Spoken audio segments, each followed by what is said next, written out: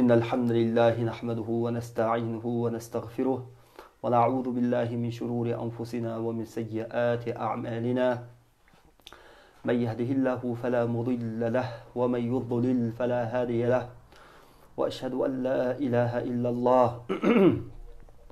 وحده لا شريك له وأشهد أن محمدا عبده ورسوله. Bölüş tez berip koymağa.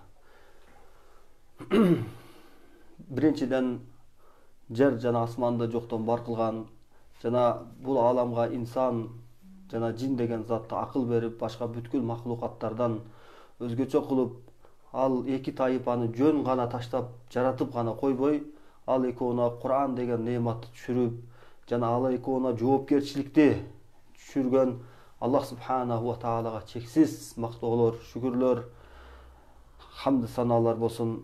Жана пайгамбар Мухаммад саллаллаху алейхи ва салламга Аллахтын саламы, салаваты ал кишинин үй бүлөсүнө, сахабаларга жана бүткүл момун мусулмандарга Аллахтын саламы жана салаваты болсун.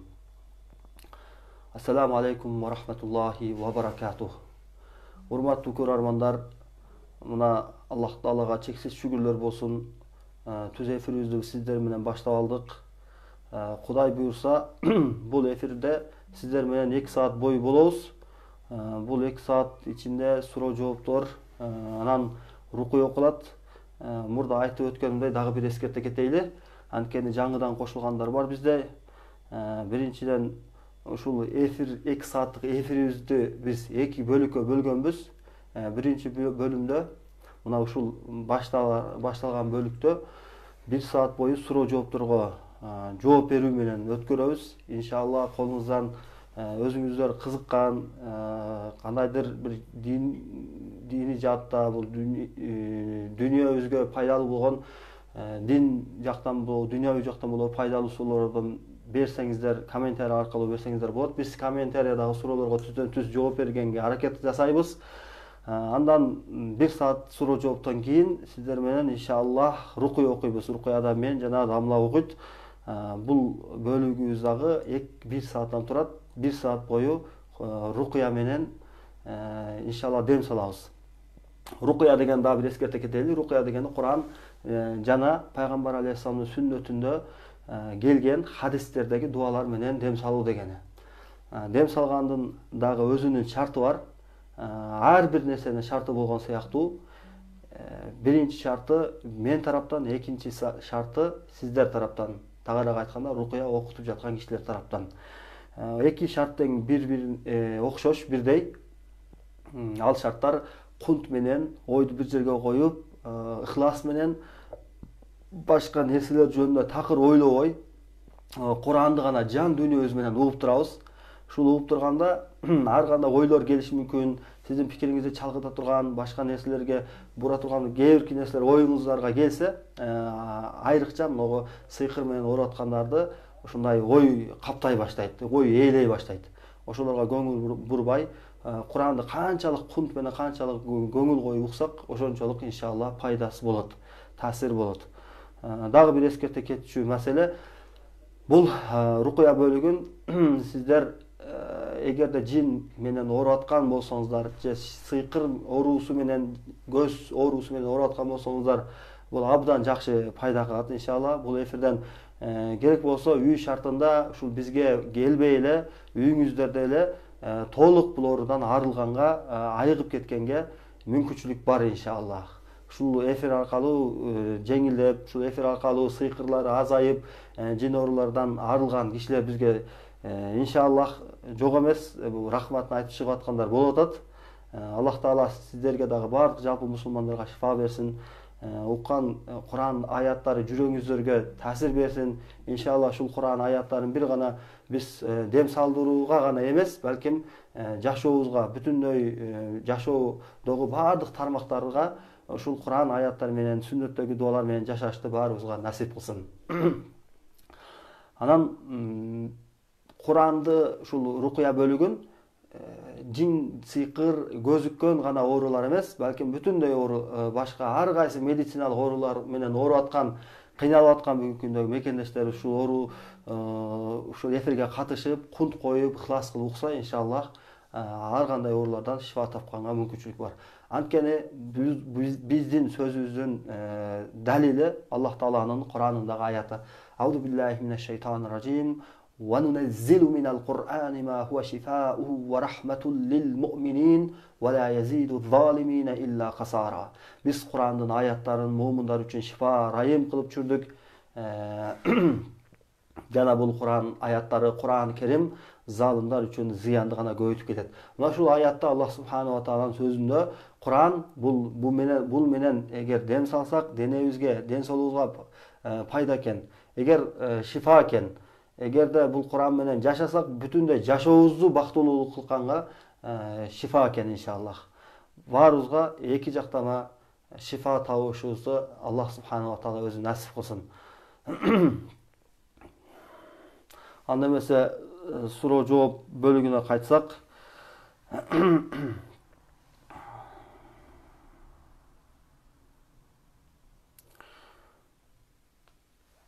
Bismillahirrahmanirrahim. Болот Айбашев, Жасмина Таирова деген бир туугандарыбыз. Ассаламу алейкум ва рахматуллахи ва баракатух. Саламдарыңыздарга ва алейкум ассалам ва рахматуллахи ва баракатух. Гүлназ Кубатбек кызы суроо берип жатат. Канча жолу рукуя уккандан соң жакшы боло баштайбыз? Гүлназ эжекебиздин суроо экен бул. Рукуя шундай нерсе. Кээде бир жолу гана окугандык, бир жолу гана уксаңыз, ошол жетиштүү болот. Кээде 10 күн талап кылат, кээде 15 күн, кээде андан да көп убакыттар талап кылышы мүмкүн. Оорунун күчтүү экендигине, оор экендигине, жеңил экендигине жараша болот. Бул биздин математик өлчөөлөрүбүз. Эми бул оору ким берди десе, рукуяны, эмени, жин, сыйкыр, көз ооруларды, бунун баары көз ачыктан түздөн түз көз ачык тарабынан келген оорулар деп айтсак биз адашабыз. Анткени ар бир ооруну Аллах Таала өзү берет. Аллах Тааланын бул сыноосу. Демек, ооруга шифа берүүчү дагы Аллах Таала. Бул рукуя жана башка биздин аракеттерибиз, булар бизге себеп гана. Демек, биринчи жамандык жана жакшылык Аллахтан деп ыйман келтирген, Аллахтан деп болот, Аллахтан гана болот деп билгенибизден соң, бул ишти Аллах Тааланын өзүнө калдырабыз. Эми бизге кээде келет кишилер аябай оор болот, биз аны ойлойбуз, 11 ай, 2 ай келсе керек, же 15 күндөн көбүрөөк келсе керек деп ойлойбуз, бирок Аллах Тааланын кудурети менен, ал адамдын аракети менен экинчиден бат айыгып кеткен мүмкүн баягы абалдар көп кездешет бизде. Мисалы үчүн бир жума же болсо 3 жолу же бир эле жолу катышып коюп, толук ооруларынан арылган кишилер болот. Эми сизге келе турган болсок, эң биринчи эмне керек бизге? Эң биринчи сыйкыр менен, жин менен, көз оорулары менен ооруп аткан кишиге эң биринчи этикатты оңдош керек, иманды бекем кылыш керек. Ошол иманды бекем кылыш үчүн бизде эң биринчи иманды пайда кылыш керек. Иманды кантип бизде пайда кылабыз? Иманды үйрөнүү жолу менен пайда кылабыз. Имандын үйрөнүүнүн өзүнүн жолу бар. Ошол жолу менен гана үйрөнө турган болсок, ошол иман жүрөгүбүзгө кирет. Жана ошол иман биз ошол үйрөнгөн иман биздин жашообуздагы эң негизги маселеге айланат. Жана ар бир жашоодогу эмне болбосун, эмне кандай иш болбосун, ошол иманыбыздан чечим ала турган болуп калабыз. Иманыбыздан өкүм ала турган болуп калабыз. Иманды ошондой деңгээлге көтөрүш керек. Мисал үчүн, сиздерге буну сөзүмдү түшүндүрүш үчүн бир мисал келтирейин. Айтайлык, бир намаз окуган, Кудайдан корккон, динди жакшы билген бир бала дейли. Анан бирөө динди такыр түшүнбөйт, иманды такыр билбейт. Ушул чөйрөдө тамак жеп, нан жеп чоңоюп калган, бирок имандан кабары жок. Ошол экөөнү эми биринчи баягы Кудайдан корккон, имандуу киши эгерде намазды калтырып койгон болсо, кастан калтырып коебу, же эсинен чыгып калтырып коебу, кыскасы анын кайдыгерлигинен намаз өтүп кеткен болсо, бир намаз каза болгон болсо, ал киши кыжаалат боло баштайт. баягы жүрөгүндө нерсе өйкөй баштайт. Эмне үчүн мен калтырып койдум? Эми Кудайдын алдысына эмне деп жооп берем деп кыжаалат болуп баштайт. Ошол кыжаалат болгон андагы сезим анын ыйманы бар экендигинин белгиси. Бир жаман иш кылып койду, арам иш кылып койду. Арам иш кылганда эми сразу ошол кылып аткан арам ишинин бул дүйнөдө кылган арам ишин акыретке байлайт. Бул дүйнөдөгү ишин акыретке байлайт. Эртең Аллахка жолуккан кезде, кайта тирилгенимде Аллахтын астына барганда эмне деп жооп беремин деген баягы адамдагы кыжаалат ошол ыймандын белгиси. Дагы бир башка бир инсан бар, ал баягы айткан экинчи адамыбыз, бул ыймандан такыр кабары жок адам. Ал арам иш кылып койгон болсо, жасап койгон болсо, эч ким көрбөгөн болсо, болду, ал катыржам жүрө берет. Эгер бир уурулук, бир зина, бир жаман эң Кудайдын алдында, инсандын алдында бир жаман бир кылмыш кылып койгон болсо, эч ким көрбөгөн болсо, болду, кыжаалат болбойт, ал кутулдум дейт. Эгер бирөөлөр көрүп калган болсо, же эртең бирөөлөр билип калсачы деп кыжаалат болуп аткандык, ал уяттын бул дүйнөдө баягы жүзү уят болуп калбайын деген сезим менен болуп аткан кыжаалатчылык, ал ыймандан келип чыккан кыжаалатчылык эмес. Ошондуктан биз ыйманды канчалык бекем, канчалык өзүнүн жолунда үйрөнө турган болсок, Аллах субханаху ва таала ошончолук бизди жашоодогу абалыбызды, жашоодогу тагыраак айтканда жашообузду Аллах таала жеңил кылып коет экен. Канчалык ыймандан алыста, канчалык ыймандан чечим албастан жашай турган болсок, Аллах таала жашообузду караңгы кылып коет экен. Караңгылык, кыжаалатчылык болуп баштайт. Демек, ыйманды бекем, ыйманыбызды бекем кылышыбыз керек. Жиндерге, сыйкырчылардын сыйкырларына каршы күрөштө турган биздеги эң күчтүү, эң бекем курал бул биздин ыйманыбыз, этикадыбыз, Аллахка болгон ишенимибиз. Эгер Аллах Тааладан гана корко турган болсок, Аллах Тааладан гана чечим ала турган болсок, Аллах Тааладан гана Аллах Таала менен гана бул дүйнөдөгү ар бир амалыбызды эсептеше турган болсок, Аллах субханаху ва таала бул дүйнөдө сизге бүтүн дүйнө каршылык кылса дагы, Аллах Таала сиздин жүрөгүңүзгө ушундай бир катыржамдыкты кылып берип коет. Сиздеги ошо катыржамдыкты керек болсо сыйкырлары болсун, жини болсун, башкасы болсун кетире албайт. Анткени мына сыйкыр ооруларда эң биринчи алардын сыйкырындагы эң биринчи симптомдордон бири адам катыржам болбой калат да, ошо оорунун айынан. Ошол катыржамдыкты кетире турган нерсе алардын сыйкыры. Эгерде бизде ыйман эң күчтүү боло турган болсо, ошол ыйманыбыздын күчтүүлүгү менен сыйкыр таасир бербейт. Качан сыйкыр таасир берет десе кишиге, ошол ыйманы күчсүз болгондо, алсыз болгондо, ошондо сыйкыр аны ээлеп алат дагы, анан жиндер аны башкарып калышы мүмкүн.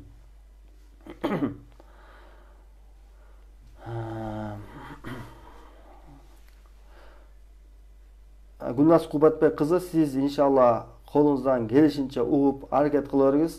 Аллах субханаху ва таала өзү шифа берүүчү зат. Каалаган күнү, каалаган маалда, каалаган учурда Аллах таала өзү шифа берет иншалла. Андан үмүт кылышыбыз керек, андан башка жолубуз жок. Ассаламу алейкум, жакшысыздарбы? Ва алейкум ассалам, алхамдулиллах. Назира Усманбекова, саламатсызбы? Жөн эле уксак болобу дейт. Ооба, жөн эле угасыз, болгондо ыхлас кылып угушуңуз керек. Кунт менен башка нерселер жөнүндө ойлобой, канчалык ыхлас менен жан дүйнөбүз менен уксак, ошончолук жакшы болот. Мен 1 ай болуп калды дейт. Өтө эле кыйналып кеттим. Жатсам эле муунуп коркуп тура калам. Уйкум качат, уктай албайм. Түнү менен уйкусуздук менен өткөрүп атам дейт. Сиз азыркы түз эфирдеги иншалла экинчи бөлүктөгү Куран окуу, дем салуу бөлүгүнө катышып көрүңүз бүгүн иншалла. Ошол Куран укканда сизде кандай симптомдор болот? Эгерде биздин могу экинчи бөлүктөгү рукуябызга катышып атканыңызда башыңыз ооруса, жүрөгүңүз кысылса, денелериңиз чымырап, желкелер уюп, тырышып, көздөн жаш келсе, кускуңуз келсе, ушул сыяктуу бир кандайдыр бир абалдар болсо, бизге SMS менен билдириңиз, WhatsApp аркылуу же ушул комментарий аркылуу. Иншалла сизге ошого карап туруп диагноз коюп, анан үй шартында аткарчу тапшырмаларды беребиз иншалла. Тияка бир аз неме деп койсуңбу, түштөп койсуң тиякта.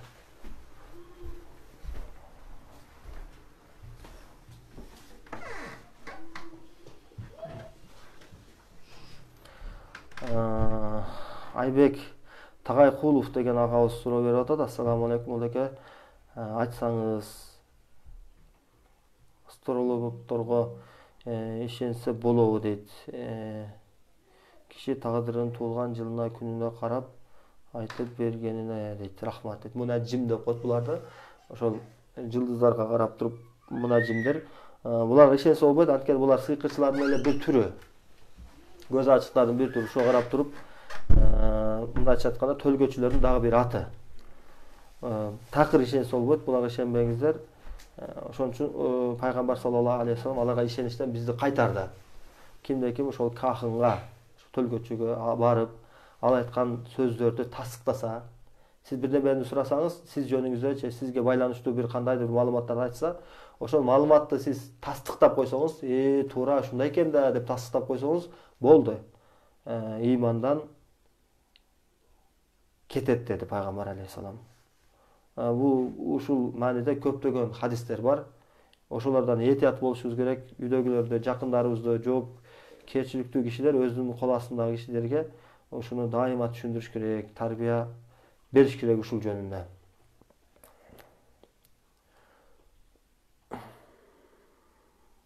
Адам, киши өзү билбеген нерсесин туура эмес деп билбеген нерсесин туура деп жасай берет экен да. Ошол туура эмес нерсенин туура эместигин түшүндүрүш үчүн үйдө ата эне ошого жоопкер болот.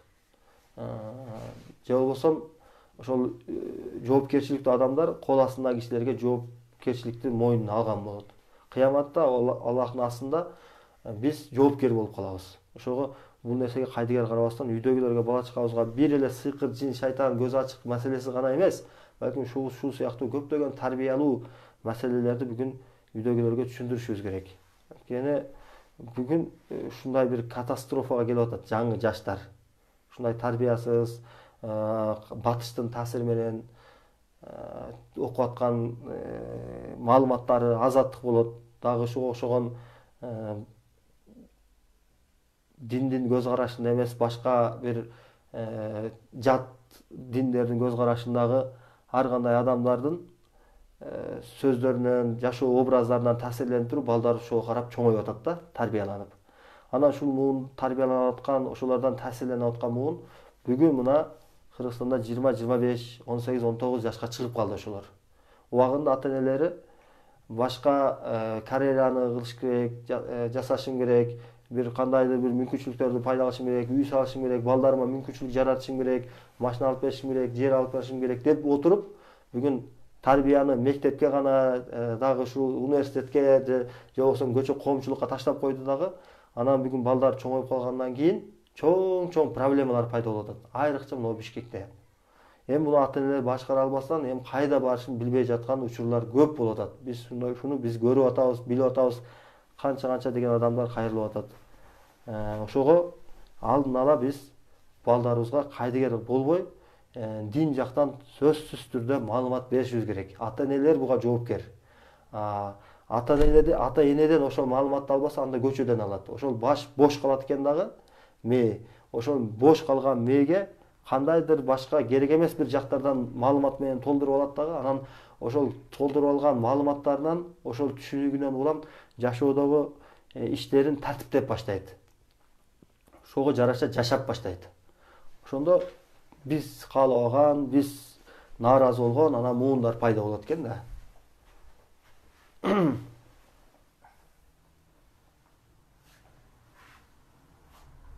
Ошого ушундай мунажимдерден, астрологтордон үйдөгүлөрдү, бала чакабызды түшүндүрүп, алардан кайтарышыбыз керек. Асият Абазбекова туура ниет кылуу деген кандай дейт. Рукуя угуп атканда, эми рукуяга байланыштуу сурап аткан болсоңуз, угуп атканда туура ниет кылуу кандай болот? Ушундай, Аллахым, мага шифа берген, мага оору бердиң эле. Аллахым, бул шифаны сен гана берет экенсиң. Шифа берүүчү зат сенсиң. Мен ушул сенин аятың менен шифа, Куран аяттары менен шифа алууну каалаймын. Жараткан Алла ушул аяттарыңды мага шифа кылгын. Мендеги ооруларды ушул менен кетиргин деген ой менен отурсак жакшы болот. Эми ниет кылуу дегени көп нерсеге ниет кылса болот да. Ниеттин түрлөрү көп. Ошол абалга жараша, ишке жараша. Эми рукуяга маселесинде ушул жооп. Назгуля Рыскелдиева деген эжекебиздин суроосу экен. Угуп атып, уктап калса боло береби? Уктаганда рукуя сүрөсүн коюлуп турса дейт. Боло берет. Аяттары окулуп турган болсо боло берет. Бирок шифа ниетинде болгондо отуруп алып, кунт коюп угуш керек. Биз тапшырма берип атабыз ооруп аткандарга. Фалак, Нас, Аятал Курсуну 100 жолу окуңуздар. Күндө 3 сааттан кем эмес рукуяны угуш керек дегенде кантип угуш керек? Отуруп алып, кунт менен ыхлас кылып, кадимкидей мен ушундай отургандай эле, ушуну отуруп алып, эгер чыдай албай баратсаңыз, кыйналып кетип аткан болсоңуз, 1 сааттан бөлүп уксаңыз болот. Эс алуу, ортодо эс алып бөлүп окусаңыз болот, айырмасы жок. Болгону угуп атканда кунт коюп угуш керек. Отурганга мүмкүнчүлүгү жоктор ол жатып алып укса деле болот. Урматтуу таксыр, сизден өтүнүч, менин кызым Гүлзадага дем салып бересизби? Иншалла. Аллах Таала кызыңызга шифасын берсин. Колума тел алсам да титрейм. Спирт бар бир нерсе менен колумду жуусам да муунум жаман болуп чыгып атам. Сиз азыркы түз эфирдеги рукуяга катышып көрүңүз, иншалла ошого жараша айтабыз сизге. Рахмат, Аллах силерден разы болсун. Аллах сизден да разы болсун.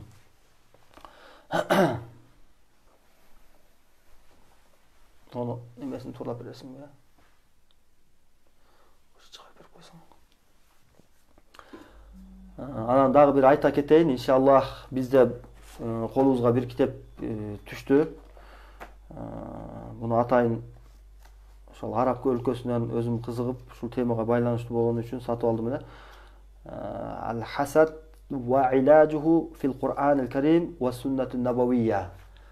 Хасад жөнүндө бир 200 беттүү китеп экен. Ушул китепти Кудайым буйрса, эртеңден баштайбыз. Күндө кечки саат 8-де кылсак болобу? 8 нормально? Же 7 кылайлы? 8 нормально, я? Иншалла кечки саат 8-де ушул китептен күндө сабак болот. Бул китеп хасад жөнүндө. Хасад дегени көз артуу деп айтабыз кыргызчада, же болбосо көрө албастык. Бүгүнкү күндө ушул хасад деген нерсе, ушул илдет элдин арасында, коомчулуктун арасында шунчалык көбөйүп кеткен. Бунун залакатын, зыянын көрбөгөн киши жок болсо керек деп ойлоймун. Куран сүннөттөгү хасадка каршы, көрө албастык, көз артууга каршы кантип аны личине кылабыз? Бул хасадтын өзү сөздүк мааниси эмне? Шариаттын истилахындагы мааниси кандай болот? Ушул сыяктуу темалар окулат иншалла.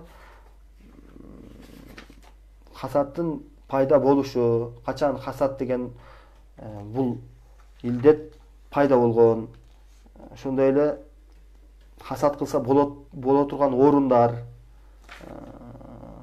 дагы Адам алейхиссаламга иблистин хасады жөнүндө, биринчи Адам алейхиссаламдын баласы Нух, Кабыл менен Хабыл болгон. Ошол киши Кабыл менен Хабыл бири-бирин көрө албастык менен өлтүрүп койгон. Эң дүйнөдө жерде биринчи өлүм Кабыл бир ага ининин ортосунда болгон. Ушул кылмыш бүгүнкү күндө Кабылдан баштап бүгүнкү күнгө чейин уланып келүүдө. Эми хасадтын түрлөрү, Юсуф алейхиссаламдын агалары өзүнүн бир тууганы Юсуфка кылган хасады, яхудилердин арабтарга кылган хасады, хасаттын исламдан кийинки сүрөттөрү, пайгамбар алейхиссаламга ошол кездеги яхудилердин хасады, мусулмандарга болгон хасад, мушриктердин хасады, мунафыктардын пайгамбар алейхиссаламга кылган хасады, ошондой эле кафыр жана мунафыктардын мусулмандар үчүн хасады, мусулмандардын өздөрүнүн арасындагы хасаттын жайылып кетилиштиги, жаман көрүлгөн хасад, душманчылык, ачууларды пайда кыла турган илдеттүү болгон хасад, ушул сыяктуу темалар болот. Иншалла буларды бир чекеден иншалла сиздерге окуп беребиз. Хасадка келе турган болсок, эң биринчи мынакей Аллах субхана ва таала өзүнүн каалоосу менен адамды жаратты. Адамды жаратып, Кур'ан-ы Керимдин Бакара сүрөсүндө ушул жөнүндө Кур'ан аяттары бар. Ошондо адамды жаратамын деп билдиргенде эң биринчи каршы болгон ким болду? Азыркы шайтан алейхи наля. Ал кезде бул периштелерге сабак берген деп айтылат. Кээ бир риваяттар боюнча жерде инсан жаралышынан мурун жиндер жаралган. Анан жиндерди Аллах субхана ва таала жерде жаратып, аларды биле инсандар сыяктуу нәпси менен жаратылган да. Анан жерде шунчалык бузгунчулук кылып, шунчалык бири-бирин өлтүрүп, шунчалык бир жаман күнөө иштер көбөйүп кеткенде Аллах субхана ва таала буларга бале түшүрөт. Ошол жиндердин арасынан азыркы шайтан алейхи наля. Шайтан алейхи наля жерде сажда кылбаган жери калбаган деп айтылат да. Анан Аллах субхана ва таала өзүнүн жанына чыгарып алат бул жинди. Бул жин салих, ушундай бир таква болгон. Анан Аллах субхана ва таала ошол периштелерге керек болсо сабак берген ушул жин тайпасынан башка бир тайпаны жаратамын деп чечет. Инсанды жаратамын деп чечет. Ошол инсанды жаратып, бүткүл периштелерди анын арасында жинди сажда кылууга буйруйт. Периштелердин баары сажда кылышат Алламдарга, улуулоо саждасы. Бирок шайтанга көнбөдү. Эмнеге көнбөдү? Анткени хасад кылды, көрө албастык кылды. Сен мени нурдан жараткан болсоң, деди Аллах субхана ва таалага. Сен мени нурдан жараткан болсоң, мен лайдан жаратылган инсанга сажда кыламбы деп, инсандагы Аллах таала берген нерсеге көрө албастык кылды. Жерде инсан жаратылышын көрө албастык кылды. Ага көз артты жана ошол хасаттан келип чыгып шайтан кибирледи. Вастакбара ва кана минал кафирин деп аят келет. Көрө албастык кылды. Анан кибирленди сажда кылыштан. Анан кафырлардан болду дейт. Шайтанды шайтан кылган нерсе жаннаттан куулушуна, толук лаанаты деп кыямат күнүнө чейин айтылышына, дайым намазда ауду биллахи минаш шайтанир ражим деп шайтанир ражим, шайтанил лаин, лаанаты шайтан, жаннаттан куулган шайтан. Аллах таала өзү Кур'анда бир канча аятта лаанатуллах деп айтылат. Инна шайтана лил инсани адуввун мубин. Албетте шайтан адам үчүн эң ачык душман деди. Бизге Аллах таала душманыбызды шайтан деп танытты эң биринчи. Бизге көзгө көрүнбөс душмандарыбыз шайтан болот. Ошол шайтанды шайтан кылган нерсе эмне десе, ошол хасад экен, көрө албастык. Бул карагыла, бул ушунчалык деңгел, бул деңгелге билбейм. Бул деле өзүнчө бир кандайдыр бир даража, Аллах таала көтөрүп койгон даража. Ушул жерден аман калдырып, өзүнүн жанына чыгарып, ошол жакта Аллах субхана ва таала керек болсо периштелерге мугалим кылып койгон, жерде сажда кылбаган, жери калбаган ошондой бир таква кишини Аллах субхана ва тааланын жолунан тайыды. Эмне үчүн? Хасад кылды, көрө албастык кылды. Ошол көрө албастыктын натыйжасында кибирленди, сажда кылыштан баш тартты, анан кафыр болушуна чейин алып барды. Ушундай кишине. Демек, биз дагы мусулмандардын арасында Бул эң көйгөйлүү, эң маанилүү бир жагдай деп билемин. Ошон үчүн биз да көрүп атабыз, коомчулукта канча адам ушу хасад көрө албаслыгынан бири-бирине жол мамилелерди үзүп койгон, жылдап сүйлөшпөй койгон, жылдап душман болуп аткан, анын хасадынын аркасынан бири-бирине көз ачыкка барып аткан, көз ачыкта эле биякта калып керек болсо материалдык зыян жеткиргендер, ортого бирөөлөрдү коюп зыян жетиргенге чейин барып аткан учурлар көп кездешип калды коомчулугубузда. Анткени эмнеден десе, себеби бирөө эле. Себеби биз динден болгон түшүнүгүбүз бүгүнкү күндө төмөндөп кетти. Исламды мындай сырткы көрүнүшүнө эле алып калдык. Мен мусулманмын, альхамдулилlah. Болду. Мусулманмын, альхамдулилlah. Дастурконда бисмилла дейбиз. Бүткөндөн кийин, "О, мен Кудай берекесин берсин" деп туруп, калган көчөгө чыкканда, аялыбыз менен болгон мамиледе, жаш балдарыбыз менен болгон мамиледе, тууган урук менен болгон кыскасы айтор бүтүндөй коомчулук болгон мамиледе шариятты өкүмдар кылбай койдук. Ошол биздин ар бир кылып аткан мамилебиз пайда зыян үстүндө болуп отуруп, анан ошо пайда зыян менен талашып отуруп, бири-бирибизди көрө албастык. Бирөө үй салса, жанына андан чоңураак үй салып коюп, бирөө 4-7 алса, 5-7 алып аткан учурлар. Ошол сыяктуу дүйнөнүн үстүндө бири-бирибиз менен талашып отуруп, хасаттын чукур бир эң деңгээлине кирип кеткен учурубуз бүгүнкү күндө. Ачык акыйкат бул коомчулукта болуп аткан нерсе. Демек ушул нерседен арылыштын да өзүнүн жолу бар экен. Ушул китепте анын баарын өтөбүз.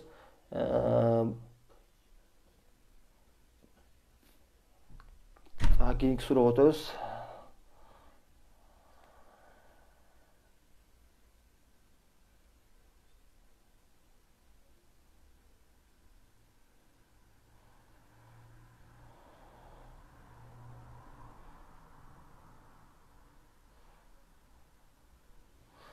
Колума тил алсам.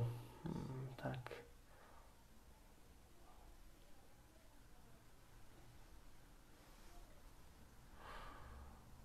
Акназар Сулайманкулов деген тууганыбыз сурообу. Угатып көпкө уктабагандай, талыкшып, уйку келип, көшүлүп, уктап кетип жатам да. Бул рукаянын таасир берип жатканыбы дейт. Угуп атканда сиздин уйкуңузду аябай келтирип аткан болсо, уктурбай аткан деңгээлде болуп аткан болсо, сиз ордуңуздан туруп алып уксаңыз деле боло берет, уктап калбаш үчүн. Демек, ушул сыйкырдын белгилери бар. Ушундай аябай сыйкыр белгилери, сыйкырланып калган кишилердин кээ бирлери биз рукуй окуп атканыбызда уктап калат да. Ушундай керек болсо бир 30 секунд сайын түртүп турбасаң уктап кала турган ушундай деңгээлге чыгып калат.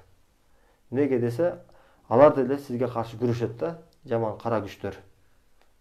Ассаламу алейкум ва рахматуллахи ва баракатуху. Ва алейкум ассалам ва рахматуллахи ва баракатуху. Аллахым баарыбызга ыйман берсин. Амин.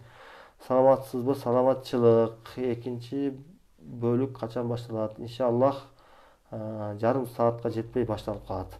Ассаламу алейкум, орозо качан башталат? Ушул айдын канчасы дейт. Орозо канча күн калды? 4 күн калдыбы? 24 дешип атат. Бирок 24 канча? 22 дешип атат экен. 2 күн айдын чыгышына карап туруп өзгөрүшү мүмкүн. Машаллах, кандай керемет. Алхамдулилlah, жазакумуллах хайран. Дамла, Аллах разы болсун дейт. Хижама кылабыз сабыр. Аллах сизден да разы болсун. Жазакумуллах хайран.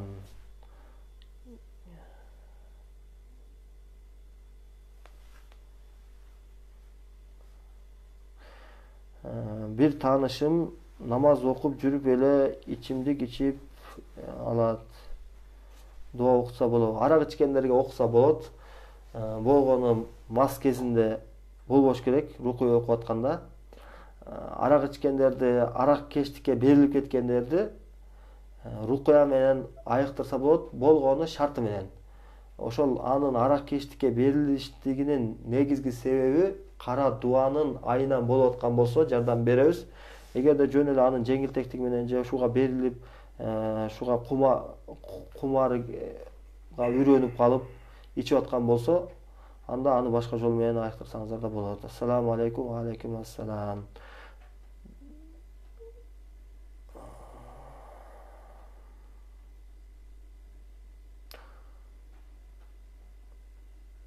угуп жатканда далхандроз сыяктуу уюп, анан оң кулак зырпылдады. Бул эмненин белгиси же ооруган жерге тийип жатабы? Ушул эменин белгиси болот, жүктүн белгиси, дуанын белгиси.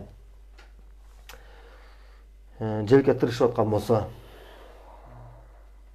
Falaq сүрөсүн күндө 100 жолу окуңуз, Нас сүрөсүн күндө 100 жолу окуңуз, Фатиха сүрөсүн же Аят аль-Курсини 100 жолу окусаңыз, иншаллах ушул оорудан кутулуп кетесиз. Рукуяны күндө 3 саат угууну да унутпаңыз. Дарат менен жүрүш керек, 5 убакыт намазды бекем болуш керек. Анан иманды күчөтүш керек. Иманды, эгер иман жөнүндө билбесеңиз, иманды үйрөнүңүз.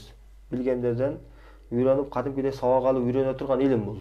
Иман дегени мындай: ла иляха иллалла Мухаммад Расулулла деп койсоң, анан мусулман болгон болосуң. Ла иляха иллалла менен Кудай буйругандай, пайгамбар көрсөткөндөй жашасаң жакшы болот деп ушундай бир сөз деле көтөрүп алып иман менен үйрөнбөйт. Иманды өзүнүн деталдарына чейин, негиздерин өзүнүн жолу менен үйрөнө турган болсок, биз айтып аткандай, ар бир бул дүйнөдө кылып аткан ишин акыретке байлай турган, могу жүрөгү жаман иш кылганда кыжалат боло турган бир иманга чыгасыз иншалла.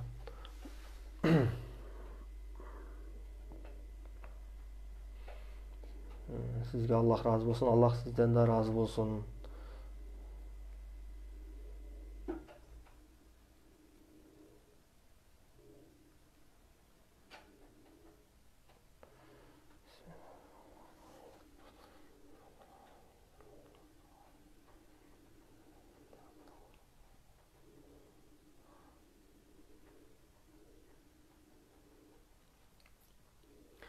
Анан кечеги постубузда эмени оливковый масло, зайтун майы жөнүндө чыгарып койдук эле. Сыйкыр менен ооругандарга, жин оору менен ооругандарга, көз менен ооругандарга оливковый масло өтө жакшы пайда кылат. Ошону күндө чоң кашыктан эртең менен саар ач карынга бир жолу, кечинде жатарда дагы бир жолу ичсеңиздер, эгерде сыйкыр менен ачык оор болуп ооруп аткан болсоңор, күндө 7 жолуга чейин денеңерге оливковый масло майласаңыздар болот. Оливковый маслоға дем салып атканда Фатиха сүрөсү окулат 7 жолу, Нас, Фалак, Ихлас сүрөлөрү окулат, Аят аль-Курси окулат. Андан башка сыйкыр аяттарын эгер билсеңиз окусаңыз жакшы болот. Бакара сүрөсүнүн эң акыркы 2 аяты Аманар Расул ва ма унзила илейхи мир раббихи деген, ошону окуп койсоңуздар да жакшы болот. Эгер билбесеңиз Фатиха, Нас, Фалак, Аят аль-Курси жетиштүү иншалла. Пайгамбар саллаллаху алейхи ва салламда хадис бар: "Кулу зайд вадхуну бих, фа иннаху мин шажарати мубарака." Зайтунун майын денеңерге сүйкөгүлө, жана анын мөмөсүн жегиле деген пайгамбар алейхиссалам. Бул улуу даракт деди пайгамбар алейхиссалам.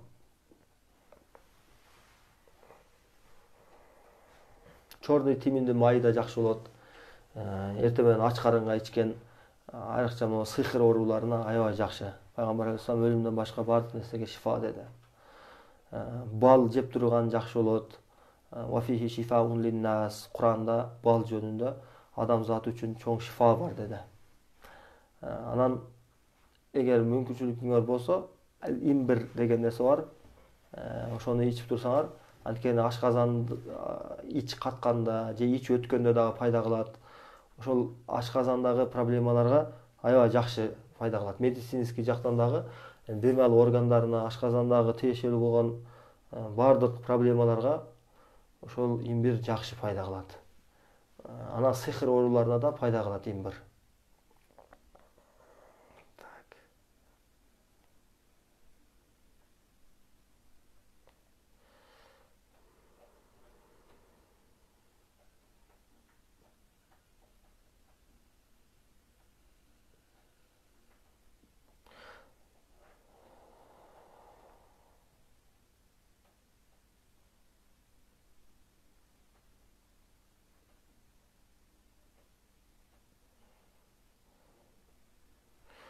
Бакыт Керимбаев: Ассаламу алейкум. Баш көп ооругандын себеби эмнеден болот? Ва алейкум ассалам рахматулла. Баш ооруганын себептери көп болот. Баштын ооругандыгы себеби медицинада мен өтө чукур терең маалыматым жок. Баштын ооруган себептери аябай көп. Мисалы үчүн давленияден оорушу мүмкүн, давление көтөрүлгөндө, түшкөндө, мигрен болуп суда деп коет, ошол баштын бир тарабы ооруйт. Мигрен дейби? Ошол себептен оорушу мүмкүн, сыхырдан оорушу мүмкүн. Биринчи ошол диагноз коюп алыш керек да. Ошондуктан биз биринчи келген адамды диагноз коебуз. Окуп туруп, сыхыр барбы, жокпу? Жин оору барбы, жокпу? Көзүккөнбү, көзүкпөгөнбү деген теманы ошонун үстүндө иштейбиз биринчи. Анан диагноз коюп, сыйкыр болсо, демек сиздики ошол могу симптомдоруңуз бар, сыйкырдан болот. Сизди далил менен сыйкыр бар экендиги деп жатабыз. Деп туруп баягы диагноз коюп алыш керек да. Диагноз коюлгандан кийин анан ошого жараша лечение кыла беребиз. Эгерде баш ооруу сыйкырдан болбосо, анда доктурларга кайрыласыз. Ошол жактан.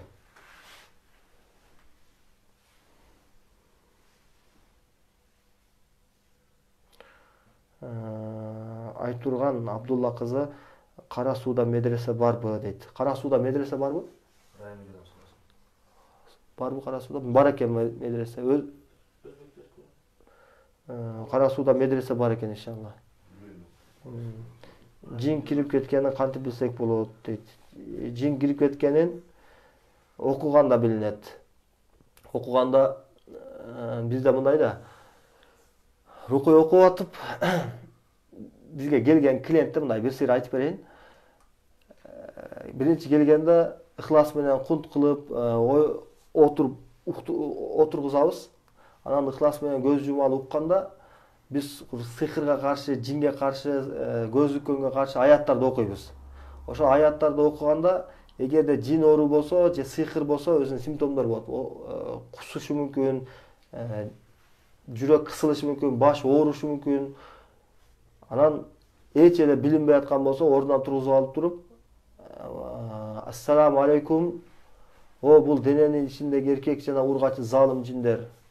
Аллахтан коркуп, Расулуллах саллаллаху алейхи ва салламга итаат кылып, моюн сунуп, бул денеден чык, Аллахтын душманы. Бисмилла, бисмилла, бисмилла деп. Ушуну 3 жолу, 4 жолу бийик үн менен кайталана турган болсо, кулаганын астына барып. Эгерде жин, сен мусулман жиндерден болсоң, өзүңдүн алдыга, кафыр жиндерден болсоң, өзүңдүн артка ташта десең, ошондо баягы мусулман жин болсо алдыга, кафыр жин болсо аркага таштайт, Аллахтын ысмын ортого коюп айтып атканда. Ошо менен точно диагноз чыгарса болот. Көпчүлүк биздин угуп аткандардын арасында рукуячылар да бар. Ошолорго бир практика болуш үчүн биз айтып өттүк бул сөздү. Жин кирип кеткенин ассаламу алейкум дейт. Ва алейкум ассалам. Зайтун майга дем салып ичеби дейт. Ооба, дем салып ичилет.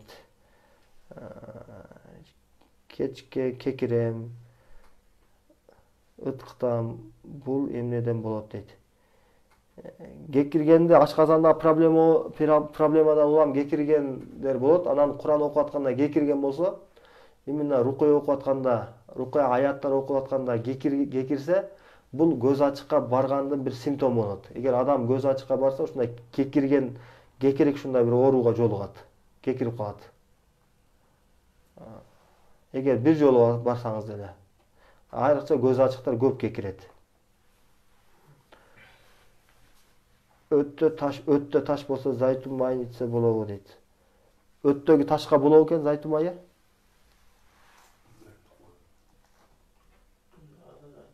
Өттөгү муну бир эгерде шу суроону WhatsApp'тан жазып койсоңуз бизге, иншалла ушунун жообун бир сизге сурап беребиз, же болбосо өзүбүз карап окуп беребиз иншалла. Сиз менен кандай байланышсам болот, телефон номериңизди жазып койсоңуз. Телефон номерди жазып таштап койгулачы менин номериме. 8-де шам болуп калат го, 9-га окуп бербейсизби дейт. Шам 8-де болсо 8-де 00-де болбой калат экен да ошондо. 8:30 биз баштайбыз анда иншалла. 8:30.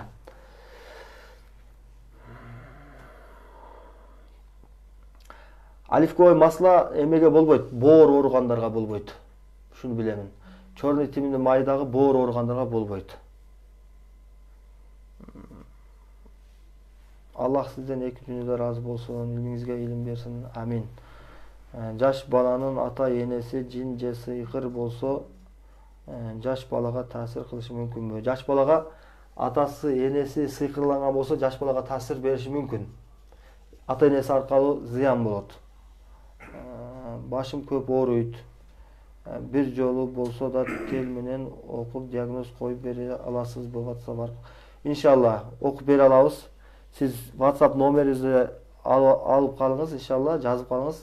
WhatsApp'tan жазсаңыз, авалды түшүндүрүп, иншалла, окуп беребиз. Алейкум ассалам ва рахматуллахи ва баракатух. Бар болуң, ден соолук. Каалап кетем. Жин кирген, көз тийгендин кантип билсек болот? Жин кирген, көз тийгендердин симптомдору жөнүндө бир пост чыгарып калтырганбыз. Биздин ушул Facebook'тагы баракчабызга кирип, ылдыйга өткөрүп карасаңыз, иншалла, булар жөнүндө кенен маалымат аласыз. Ассаламу алейкум ва рахматуллахи ва баракатух. Ва алейкум ассалам ва рахматуллахи ва баракатух. Рукуя окулабы бүгүн? Кеңешбек ага, бүгүн иншалла рукуя окулат. Эмне дедиңиз, түшүнбөдүм. Гүлназ Кубатбек кызы. Сизге эмне дедигиле? Айтбайдык го. Жок, анык эмес. Кара дуа болсо кандай белгилер болот?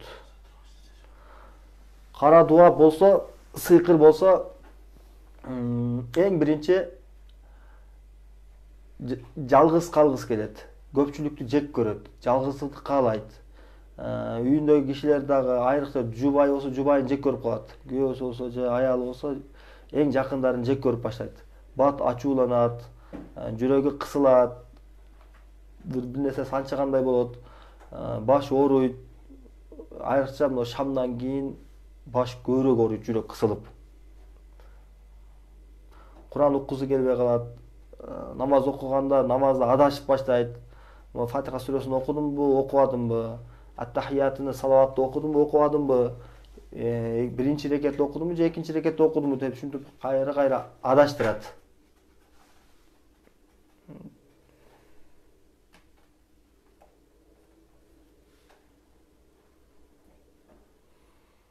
Түшүндө иттер кубалайт. Коркунучтуу түштөрдү көп көрөм. Элиза карындаш, сиз дагы эжеке ушул дем салуу бөлүмүнө иншалла катышыңыз. Азыр окуйбуз.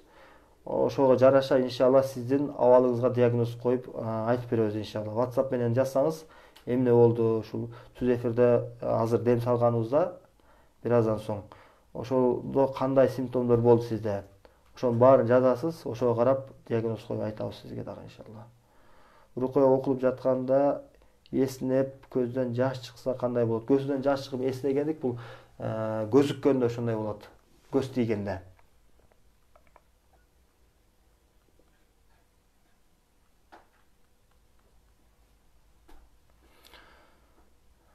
Көп унутчак болуп жатамын.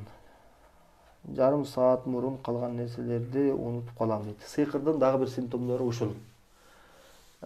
Ошол унутчак болуп калат. WhatsApp номерди бересизби суранайчы дейт. WhatsApp'та жазып коемун. 502 188 771. Ушул менин номерим. Баарыңыздарга таштап койдум. Ассаламу алейкум, мен ооруп калсам эле сөзсүз түшүмдө атам кирет. Атам өтүп кеткен, бул эмнеден? Эжеке, сиз дагы азыркы окула турган рукуяга катышыңыз. Анан рукуяда эмне симптомдор болду? Ошонун баарын бизге жазасыз, ошого жараша диагноз коюп айтабыз иншалла, эмне кылыш керектигин. Курсактагы нәрестеге зыяны тийбейби? Жок, зыяны тийбейт. Рукуя уксаңыз, боюнда бар кош бойлуу аялдарга пайдалуу болот рукуя уккан. Аябай пайдалуу болот. Канча көп ошол Куран аяттарын уксаңыз, ошол ичиңиздеги балаңызга дагы таасирин берет иншалла.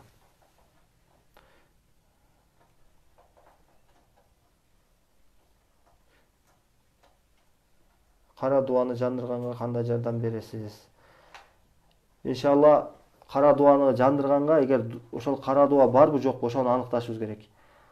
Сизге дагы ушуну айтамын. Нуриса Канеметова эжеке. Азыр канча болду саат? 51 өтүптүр. 9 мүнөттөн кийин рукуй окуйбуз, дем салабыз. Кур'ан аяттары менен. Мен жана менин шеригим Дамла. Ошондо катышыңыз, толук катышыңыз 1 саат. Катышып атканда ошо кунт коюп, ыхлас менен башка нерселер жөнүндө ойлобой, ыхлас менен отурсаңыз, анан ошол Кур'ан окуп атканыңызда сизде кандайдыр бир белгилер болот. Эгер сыйкырланып калган болсо, сыйкыр сизде болсо, кара дуба болсо, ошол белгилерди WhatsApp аркылуу бизге жибересиз. Анан ошого жараша иншалла кантип кутулуп кетүүнүн жолдорун сизге айтабыз иншалла. Ассаламу алейкум. Намазга турганда кээде көзүм караңгылап, демим кысылып, жүрөгүм кысылып кыйналып кетем. Кандай кылсам болот? Аллах разы болсун. Самат Тайыров, ошол демиңиз кысылып кыйналганыңыз ошол дуанын белгилери болот. Дуа деген ошол сыхырдын белгилери болот. Бунун ар кимде ар кандай болот. Ошол жасалган дуанын түрүнө, анын күчтүү күчсүз экенине жараша адамга ар кандай көрүнүштө, ар кандай ошол жагдайда таасир берет. Кээ бир адамдарга сыйкыр керек болсо ордунан тургузбай коет, төшөккө жаткырып коет. Кээ бир адамдар кадимкидей басып, кадимкидей мамиле кыла берет. Бирок жашоонун кээ бир тараптарында кээде өзү билген абалда, кээде өзү билбеген абалда ага сыйкыр өзүнүн таасирин берип, ошол сыйкыр аны ошол жактан аксатып баштайт. Кээде сыйкыр эмне үчүн окулат? Ажыраштырыш үчүн окулат. Ажыраштырыш үчүн. Эки жубайды жашап аткан кишини экөөнүн жашоонун көрө албай аткан бирөөдүн заказы менен көз ачык аркылуу сыйкыр окулса, ошол сыйкыр Аллахтын изни менен таасир берген болсо, ошол экөөнө тең сыйкыр окулса, мисалы үчүн өзүнүн жубайы, күйөөсү, эри болгон кишини өзүнүн күйөөнү көрсө көргүсү келбей калат. Анын жүзү шунчалык дүйнөдө эң жаман жүзгө айланат сыйкырдын күчү менен. Ошондон кутулсам эле мен бактылуу болуп кетет окшойм. Мен ошонун үйүндө жашап атканда жүрөк кысылып, дем кысылып, ошо качып кеткиси эле келип калат. Эгер жолдошун күйөөсүн сыйкырлаган болсо, ага аялы бир желмооздай болуп көрүнүп баштайт да. Көргүсү келбейт. Ошо менен аял эркек болуп мамиле кылып жашагысы да келбей калат керек болсо. Ошондон улам ажырашуулар көп болот. Ошон үчүн эгер ажыратыш үчүн сыйкыр кылынган болсо, анын симптомдору ушундай. Эми ошол жүрүп аткан бизнесин, жүрүп аткан иштерин токтотуш үчүн сыйкырлайт кээде. Ал кандай болот десе, ошол жумушка кайдыгер карап баштайт. Ошол жумуштан башка жумушту тандагысы келет. Ошол жумушту кылгысы келбей калат. Керек болсо ошо кабинетине барыштык ал үчүн бир азапка айланып калат.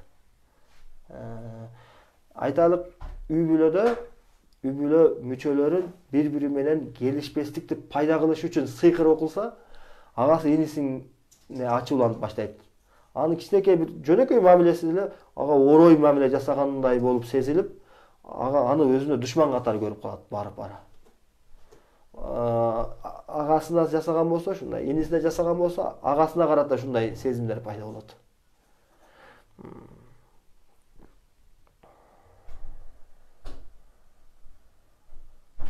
WhatsApp номериңизди алсак болот. WhatsApp номерди жазып койдук. Мага жооп берип коюңузчу сураныч. Сиздин жоопуңуз кара дуба менен дубаланса кантип айыктырса болот? Кара дуба менен ооруган адамдын айыгуунун жолу бирөө. Ал эмне? Кур'ан аяттары менен, пайгамбар алейхисаламдын сүннөтүндөгү дуалар менен гана, дем салуу жолу менен гана айыксаңыз болот, андан башка жол жок. Медицина да бул нерсени айыктыра албайт. Андан башка жолдор менен да бул нерсени айыктыра албайт. Сиздеги иман, сиздеги ошол имандан келип чыккан аракеттериңиз менен, Аллахка кылган дуаңыз менен, окуп аткан рукуяңыз менен, угуп аткан рукуяңыз менен, жасап аткан зикирлериңиз менен гана айыга аласыз иншалла. Аллах Таала шифасын берсин. Ассаламу алейкум. WhatsApp номериңизди берсеңиз. Стресстен кантип чыкса болот? Жүрөгүмдүн лакылдаганын басылбай койду дейт. Стресс, депрессия, булардын чыгуунун жолу эң биринчи булардын ошол стресске себепчи болгон нерсени биринчи аныктап алышыбыз керек. Эмнеден стресс болот адам? Эмнеден депрессияга түшүп калат? Ошону аныктап алышыбыз керек да. Кээде сыйкыр, жини жок эле андан башка нерсе менен деле стресске түшүп калыш мүмкүн. Айтайлык, мисалы үчүн жүрүп аткан иши жүрбөй калды. Ошол замат ошол кишиде стресс пайда болду. Бара-бара стресс депрессияга өтүп, депрессияга кирип кетти. Демек, анын чыгуу жолу эмне? Суроо бул. Дагы бир абал, бирөө жашап атат, бирок ажырашып кетти. Стресс башталды, депрессияга кирип кетти. Мундан чыгуу жолу кандай? Бирөө аракет кылып атат, окуду, мектепти да жакшы окуду, университетти да эң мыкты окуду, жогорку окууларда окуду, дипломдору көп, бирок жумуш жок. Эмне жумушту кылса артка кетет. Стресс пайда болуп, депрессияга кирип кетти. Суроо, бунун жообу кандай? Кантип чыкса болот бул илдеттен, бул абалдан? Бүгүнкү күндө Аллаху алам, өткөндө ушул маалыматты окуп калдым бир жерден, канча жүздөгөн миллион адам депрессияда экен. Ушул биз жашап аткан ааламда. Мен оюмча мындан да көп адамдар депрессияда. Неге ошондой депрессияга кирип кетти? Япон калкы дүйнөдө эң көп адам өзүнө жанкештик, өзүн өлтүргөн калктардын ичинде биринчи орунда турат экен. Мектепте бир ийгиликсиздикке, экзаменден, кандайдыр бир өзүнүн жетекчилигинин астында иштеп атканда, фирмада же бир кандайдыр бир ишканада иштеп атканда ийгиликсиздикке учурап калса, ошентип эле кандайдыр бир себептерден адам депрессияга кирип кетет экен дагы, үйүнөн айлап чыкпай коет экен. Анан үйүнөн жыттанып кеткенде коңшулар билип, милиция чакырып, анын үйүнөн өлүгүн алып кетишет экен да. Булар эң көп ушул депрессияга кабылып, ошол проблема эң көп болуп аткан мамлекеттердин бири Япон калкы экен. Андан кийин бүгүнкү күндө Европалар, Америка, батыш өлкөлөрү. Мындай карасаңыз, ошол жакта өзү мындай жашоо үчүн бизден караганда көптөгөн бир ыңгайлуу мүмкүнчүлүктөр көп да. А бизде мусулмандарда алардан көрө кыйынчылык көп, бирок мусулмандарда мындай абал аз. Неге? Неге аларда көп, неге бизде аз? Булардын себеби неге адам депрессияга, неге стресске түшүп калат десе, жообу, эң негизги жообу ушундай экен. Эң негизги жообу жашоого инсан келгенден кийин эмне үчүн келдим? Өлгөндөн кийин жашоо барбы, жокпу? Каяка барамын өлгөндөн кийин? Өзү мени ким жаратты? Деген бир эң чоң суроо бар да адам баласына. Ошол адам баласы ушул суроону эгерде акылы канааттана турган деңгээлде, жүрөгү катыржан боло турган деңгээлде чечип ала турган болсо, анда бул адам иншаллах баягы бүгүнкү күндө дүйнө жүзү кабылып аткан стресс, депрессиялардан 99% арылат десек болот. Мисалы үчүн, Аллах Таала бизди эмне үчүн жаратты? Имтихан үчүн жаратты. Экзамен үчүн жаратты. Сынаш үчүн жаратты. Демек, неге Аллах Таала бизди сынап атат десе, ал Аллахтын иши. Аллах жаратты, ал өзү билет. Холодильникти жасаган киши неге буну холодильникти жасады десе, адамдар мындан пайдаланыш үчүн. Тез ачып кетпеген, тез ачып турган тамактарын ошого мөөнөтүн узартып сакташ үчүн деп айтабыз да. Эми бул Кудай Таала эмне үчүн бул адамзатты мынтип сыноого жаратты десе, бул суроону Кудайдын өзүнүн иши экен. Кудайдан гана кийин ак өлгөндөн кийин жаннатта билип алабыз бул нерсени. Ал Аллахтын хикматы. Демек, бул маселеде Кудайдын ишин өзүнө калтырышыбыз керек. Адам өзү дүйнөдө кыла турган ишин өзү кылыш керек.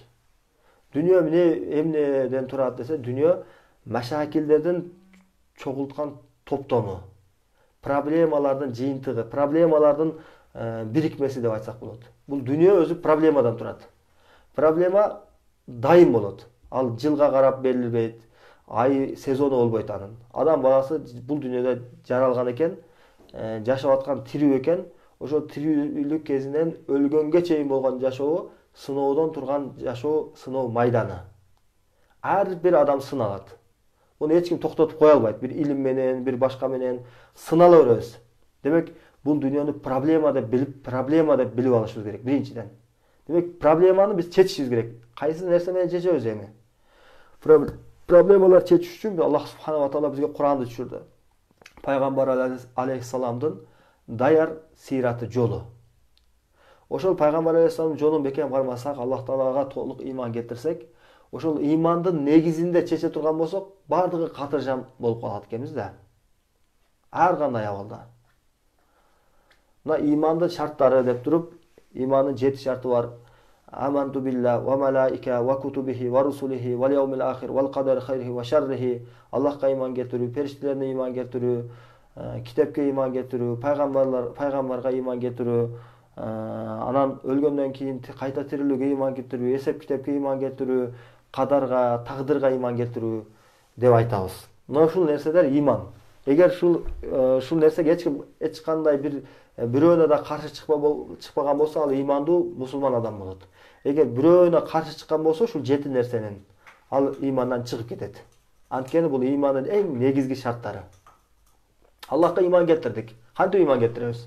Аллах бүткүл аламды жоктон бар кылды. Аллах таала бул аламды сыноо майданы кылып койду. Аллах таала бизди, инсандарды башка жаратылган нерселерден айырмалап, бизге акыл деген неаматты берди. Аллах таала ушул акыл деген неамат бергендиги үчүн Аллах таала бизге Куранды түшүрдү. Ошол Курандын талабы менен, Курандын өкүмү менен, Курандын эрежеси менен Аллах субхана ва таала акыретте бизди кайра эсеп китеп кылат. Демек, бул дүйнөдө гана жашоо болуп, акыретте кайра үзүлүп калбайт, жок болуп кетпейбиз. Бизди Аллах таала кайта тирилтирүүнү убада кылды.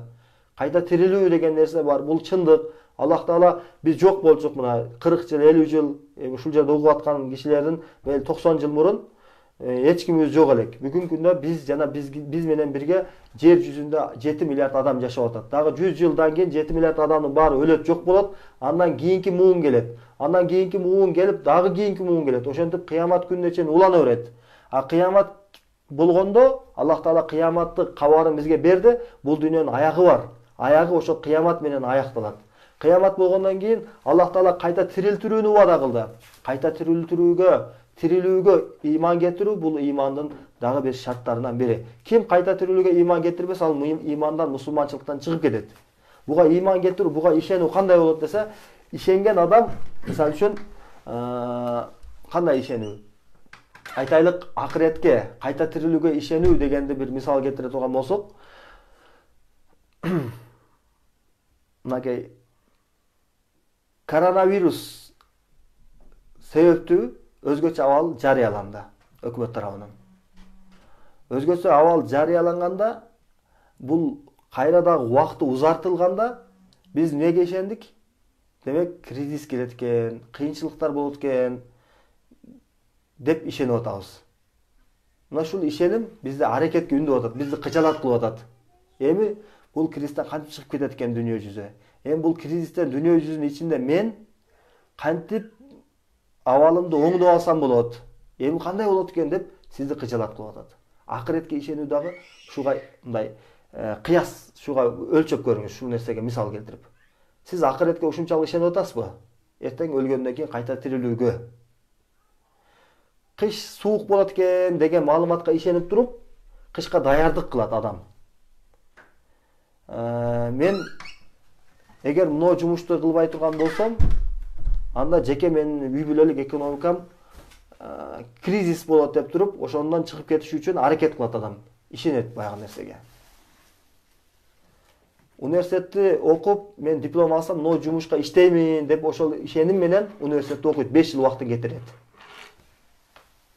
Эми акыретке ишенип туруп, акыретке ыйман келтирген болсок, өлгөндөн кийин кайта тирилүүгө. Демек, бул дүйнөбүздө өлгөндөн кийин кайта тирилүүдөн кийинки болгон түбөлүк өлүм жок болгон жашоо бар биз үчүн. Ал жерде өлүм болбойт, бул дүйнөдө өлүм бар. Куллу нафсин заиqatul maut, ар бир жан ölümдүн даамын татуучу деди Аллах субханаху ва таала. Биз көзүбүз менен, сезги органдарыбыз менен билип атабыз, жакындарыбыз өлүп атат. Бирок акыретте кайта тирилгенден кийин өлүм жок деди Аллах субханаху ва таала. Кийин өлүм болбойт. Жаннатка киргендер жаннатта өлбөйт, тозокко киргендер тозокто өлбөйт. Аллахтын кудурети, Аллахтын каалоосу бул. Демек, бул дүйнөдө 5 жылдык же болсо ушундай бир аз мөөнөттө жашоо үчүн келген биз ошол келген мейман конок катары келген бул жашообузга бүгүн баарыбыз ишенип турабыз да, бүгүн жашап атабыз. Ачык нерсе. Демек, Кудай Таала бизди 100 жыл мурда биз эч ким ойлоп, эч ким пикир кылып, бир план кылып туруп бул дүйнөгө келемин мен, фамилиям аты мындай болот, мен туулуп турам, мынча жыл жашап өтүп кетемин деген план менен келбегенбиз да. Биздин каалообуздан тышкары Аллах Тааланын каалоо менен, өйдөдөгү заттын каалоо менен ата-энелерибизди себепчи кылып бул дүйнөгө бизди жаратып койду. Демек, эртең өлгөндөн кийин Аллах Таала өзүнүн каалоосу менен кайта бизди тирилтирип койгонго дагы кадыр, тирилтирип. Андан кийин Аллах субханаху ва таала эсеп китеп кылат. Ошол эсеп китеп күнүнө ыйман келтирүү дагы ыймандын шарттарынан. Эгер эсеп китеп күнүнө ыйман келтирбесе киши, демек ал ыймандан, мусулманчылыктан чыгып кетет. Андан кийин бул акыреттеги маселелер. Эми бул дүйнөдө дагы бир ыймандын бир маселеси бар. Ал кандай маселе десе, тагдырга ыйман келтирүү. Башыбызга эмне келет, эмне сыноо келсе дагы ага ыйман келтиришибиз керек. Кантип ыйман келтиребиз? Ар бир келип аткан бизге башыбызга биз дуушар болуп аткан кыйынчылыктар, жаман, жакшы нерселерге ыйман келтиребиз. Кимден деп? Аллахтан деп ыйман келтиребиз. Жамандык келсе дагы Алладан деп билебиз, жакшылык келсе дагы Алладан деп билебиз. Аллах сынап атат деп билебиз. Эми жакшылык жана жамандыкты Аллахтан деп билбеген киши бул дүйнөдө сөзсүз депрессияга түшөт. Стресске түшөт. Ал менин колумдан келбеди. Менин могу кайдыгерлигим себептүү могу иш болуп кетти. Эгерде мен мындай кылганымда мындай болбойт болчу деген суроолорго жооп бере албай стресске түшүп калат. Ушул суроолорго жооп бере албагандыктан депрессияга кирип кетет. Шариятыбызда, исламда бул нерсенин баардыгын ачык жакын чечип койгон. Ошол ыйман деген маселе бар да, ыйманды үйрөнүш керек. Ыймандын өзүнүн үйрөнүүнүн жолу бар. Ошол жолу менен үйрөнө турган болсок, мындай дүйнө жүзүн бүгүндө проблемага айланып калган миллиондогон адамдар, 100 миллион деген адамдар депрессияга түшүп калып, жашоолору бүтүндөй үмүтсүздүккө түшүп, эми болду меники бүттү деп өлүмдү гана күтүп калган адамдардан катарынан чыгып калат экенбиз да. Биз үмүт менен жашашыбыз керек. Аллах субханаху ва таала өзүнүн Кур'ан аятында айтат: "Астаизу билла ва ла тaqnatu min rahmatillah fa inna rahmatallahi qaribun minal muhsinin." Аллахнын райымынан үмүтсүз болбогула. Албетте Аллахнын райымы мухсин, жакшы кишилерге жакын деп атат.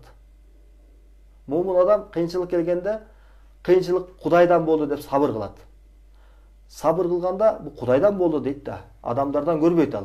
Өзүнүн бир жете албай аткан ийгиликсиздигинен көрбөйт. Кудайдан болду дейт. Эмне ийгиликсиз болсо деле. Демек Кудайдан болгондо, Кудайдан деп билгенден ал адамда катыржамдык пайда болот. Жүрөгү катыржам болот. Бул сыноо дейт. Аллах Таала бул сыноону мага берди, эртең көтөрөт бул сыноону. Алып коет эртең. Ошого чейин Кудай Таала мени сынап атат. Мен ушул сыноого сабыр кылсам, пайгамбар көрсөткөндөй, мен ушул сыноого сабыр кылганым үчүн Аллах субханаху ва таала мага 2 жолу ажыр берет, сооп берет. Жакшылык келди башыңызга. Алладан болду. Алланын шүгүрчүлүгү, Алланын неематы деп туруп шүгүр кылат момун адам. Аллага шүгүр кылуу кандай болот десе, Аллага шүгүр кылуу тил менен болот, амал менен болот. Тил менен болгону алхамдулилlah деп зикир айтып, Аллахка истигфар айтып, Аллахтан дуа кылып, Аллахка хамд саналар айтуу шүгүр. Амал менен кандай кылат десе, амал менен ошол Аллах Таала берген нерселерге, неематтарга шүгүр үчүн Аллах Таалага болгон таквасын көтөрөт, бийик кылат. Аллахтан коркот. Ар бир иштеринде Аллах Тааладан үмүт кылат, Алладан сурайт, Аллага мактоолор айтат, Алланын динине амал кылат, моюн сунат. Ошол баягы айтып атпайбызбы? Аллахка ыйман келтирүү, пайгамбарга ыйман келтирүү, Аллахка ыйман келтирүү. Ыйман келтирдим Аллахка десек иш бүтүп калабы? Жок. Аллахка ыйман келтирүү, Аллахка ишенүү дегени ошо Аллах Таала түшүргөн китеп менен жашаш керек дегени. Пайгамбарга ишенүү, пайгамбарга иман келтирүү дегени ошол пайгамбар жашоонда бизге 23 жыл пайгамбарлыгын улантып, ар бир кадамында бизге үйрөтүп кетти. Ошол үйрөтүп кеткен пайгамбар алейхисалам жүргөн жолдо жүрүү ошол пайгамбарга иман келтирүү болот. Акыретке иман келтирүү кандай болот? Акыретке иман келтирүү бул дүйнөдөгү бардык иштерин, бардык амалдарын, ал ата-энеге мамиле, аялына мамиле болсун, тууган уругуна, коомчулукка болгон мамиле, коомчулук менен болгон мамилелерде, экономикадагы мамиле болсун, бардык тармактагы мамилелерде акыретти бул дүйнөгө байлап туруп амал кылат. Акыретти бул дүйнөгө байлап туруп амал кылат дегени, бул дүйнөдө ар бир ишин эртең мен акыретте Аллахтын астында жооп беремин. Аллахтын астында менин жүзүм жарык болуш үчүн бул дүйнөдө мен мына коомчулукта мына амал кылып атканда Аллахтын астында мону сураламын.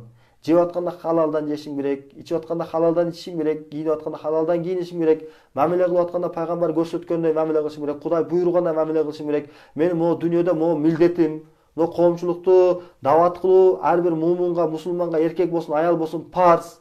Мен дават кылышым керек. Мункарды көргөндө разы болбошум керек. Мункар деген арам иштерди көргөндө. Разы болбоштук кандай болот десе, барып тил менен айтасыз, түшүндүрөсүз. Түшүнбөсө, ошол дилиңиз менен жаман көрүп, жүрөгүңүз менен наразы болушуңуз керек. Ошол бардыгы мусулмандын милдеттери. Эсеп китепке иман келтирүү кандай болот? Эсеп китепке эртең өлгөндөн кийин, кайта тирилгенден соң ар бир инсан өзү кылган иштерине көрө Аллахтын астында жооп берет. Ошол эсеп китеп күн. Ошол күнгө кантип иман келтиребиз? Бул дүйнөдөгү ар бир ишибизди ошол эсеп китеп күнгө байлайбыз. Умар разияллаху анхунун бир жакшы сөзү бар. Хасибу анфусакум кабла ан тухасабу. Өзүңөрдү эсеп китеп кылгыла. Эсеп китеп күн келишинен мурун. Эртең эсеп китеп күн келет өлгөндөн кийин. Канча адамдар өттү. Канча адамдар жаныбызда, көз алдыбызда өлүп кетип атат. Анын материалдык деңгээри кандай болсун, бар болсунбу, жок болсун, айырмасы жок. Кайсы жогорку жерде иштейби, айырмасы жок. Бардыгы өлөт. Эртең могу дүйнөнү башкарып аткан президенттер болобу, парламенттеги депутаттар болобу, ушундай бир миллиардтарды кармаган бай болобу, же жөнөкөй дыйкан болобу, же жөнөкөй бир жумушчу, кара жумушчу адам болобу, айырмасы жок. Алым болобу, жөнөкөй абыт болобу, айырмасы жок, өлөт. Ошол өлүм бизге чоң сабак болуш керек. Көп аяттарда, Куранын аяттарында өлүмдү эскертет. Өлүм бизге эң чоң сабак болуш керек. Эртең өлүп кетебиз. Бардыгыбыз өлөбүз. Өлгөндөн кийин болду, бардыгы калып кетет. Дүйнөңү канча чогулт, тоодой кылып чогулт керек болсо, бардыгы калат. Кайсы жерде иштебе, кайсы жогорку, мейли бүтүн дүйнөнү башкарып, бирок өлөсүң.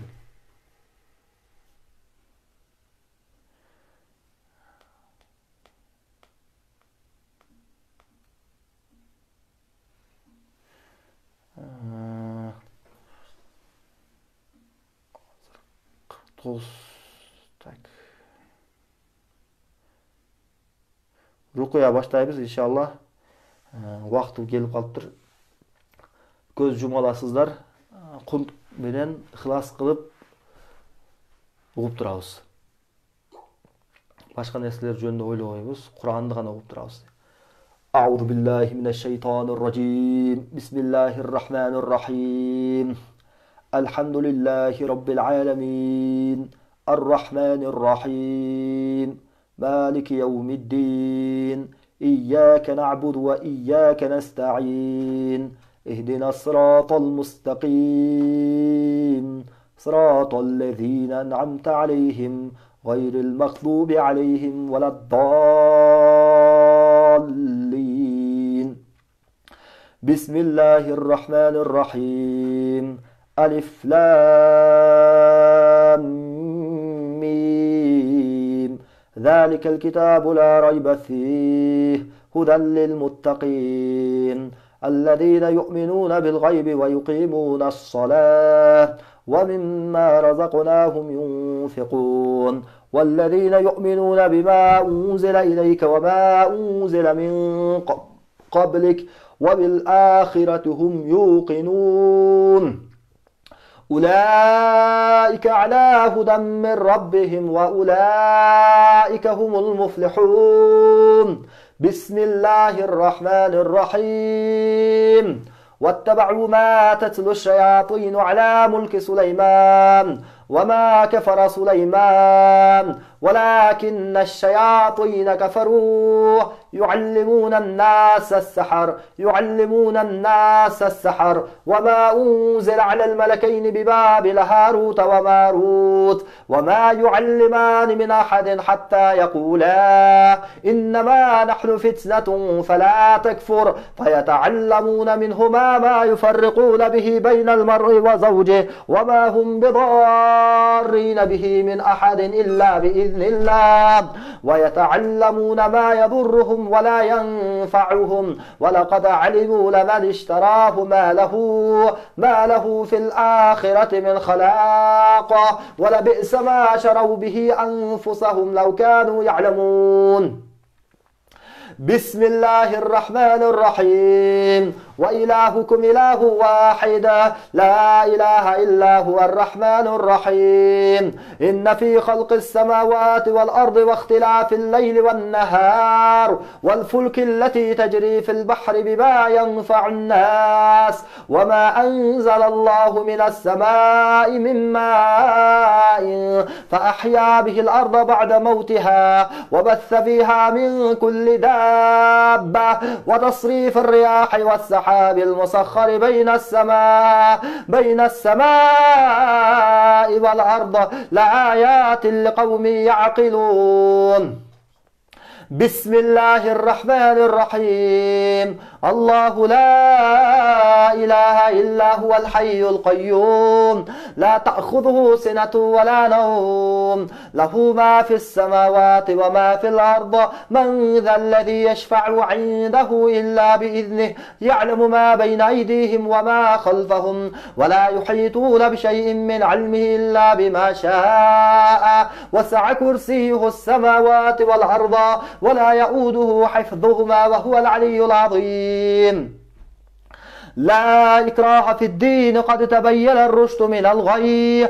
فمن يكفر بالطاغوت ويؤمن بالله فقد استمسك بالعروة الوثقى لا انفصام لها والله سميع عليم الله ولي الذين آمنوا يخرجهم من الظلمات إلى النور والذين كفروا أولياؤهم الطاغوت يخرجونهم من النور إلى الظلمات أولئك أصحاب النار هم فيها خالدون بسم الله الرحمن الرحيم آمن الرسول بما أنزل إليه من ربه والمؤمنون كل آمن بالله وملائكته وكتبه ورسله لا نفرق بين أحد من رسله وقالوا سمعنا وأطعنا غفرانك ربنا وإليك المصير لا يكلف الله نفسا إلا وسعها لها ما كسبت وعليها ما اكتسبت ربنا لا تؤاخذنا إن نسينا أو أخطأنا ربنا ولا تحمل علينا إصرا كما حملته على الذين من قبلنا ربنا ولا تحملنا ما لا طاقة لنا به واعف عنا واغفر لنا وارحمنا أنت مولانا فانصرنا على القوم الكافرين بسم الله الرحمن الرحيم شهد الله أنه لا إله إلا هو والملائكة وأولو العلم قائما بالقسط لا إله إلا هو العزيز الحكيم إن الدين عند الله الإسلام وما اختلف الذين أوتوا الكتاب إلا من بعد ما جاءهم العلم بغيا بينهم فمن يكفر بآيات الله فإن الله سريع الحساب بسم الله الرحمن الرحيم وأوحينا إلى موسى أن ألق عصاك فإذا هي تلقف ما يأفكون فوقع الحق وبطل ما كانوا يعملون فغلبوا هنالك وانقلبوا صاغرين وألقي السحرة ساجدين وألقي السحرة ساجدين وألقي السحرة ساجدين وألقي السحرة ساجدين قالوا آمنا برب العالمين رب موسى وهارون بسم الله الرحمن الرحيم فلما ألقوا قال موسى ما جئتم به السحر إن الله سيبطل إن الله سيبطل إن الله سيبطل إن الله سيبطل إن الله سيبطل إن الله سيبطل إن الله سيبطل إن الله سيبطل إن الله سيبطل إن الله سيبطل إن الله لا يصلح عمل المفسدين ويحق الله الحق بكلماته ولو كره المجرمون بسم الله الرحمن الرحيم قل يا أيها الكافرون لا أعبد ما تعبدون ولا أنتم عابدون ما أعبد ولا أنا عابد ما عبدتم ولا أنتم عابدون ما أعبد لكم دينكم ولي دين بسم الله الرحمن الرحيم قل هو الله أحد